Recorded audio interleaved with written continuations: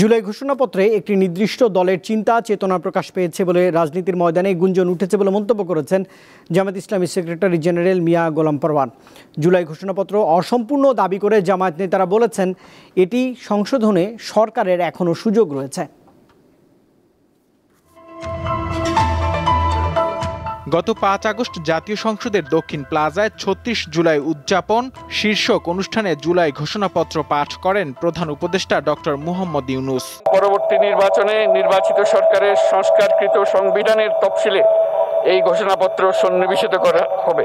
এর পরপরই ২০২৪ সালের জুলাই গণঅভ্যুত্থানের ঘোষণাপত্র নিয়ে প্রতিক্রিয়া জানায় বিভিন্ন রাজনৈতিক দল।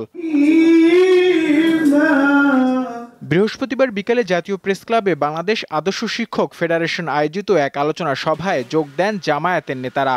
এ সময় নির্বাচন, জুলাই সনদ সহ বিভিন্ন বিষয়ে কথা বলেন।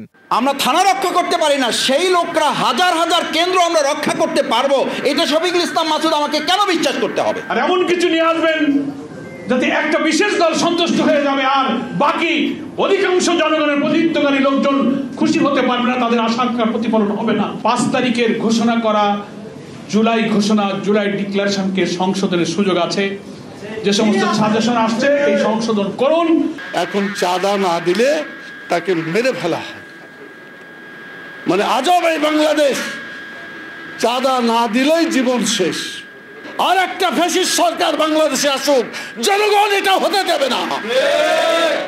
জামায়াত নেতারা বলেন, বিদ্যমান ব্যবস্থায় নির্বাচন হলে নতুন ফেসিবাদের জন্ম হবে। তাই নির্দলীয় সরকারের সময় জুলাই সনদের আইনি ভিত্তি দিয়ে সেই আলোকে জাতীয় নির্বাচন দিতে হবে। এই যে সংস্কারগুলো হচ্ছে এটাকে আইনি ভিত্তি দিয়ে সংবিধানের অংশ বানিয়ে এর ভিত্তিতে নির্বাচন করতে হবে। নূর আলম, দীপ্ত সংবাদ, ঢাকা।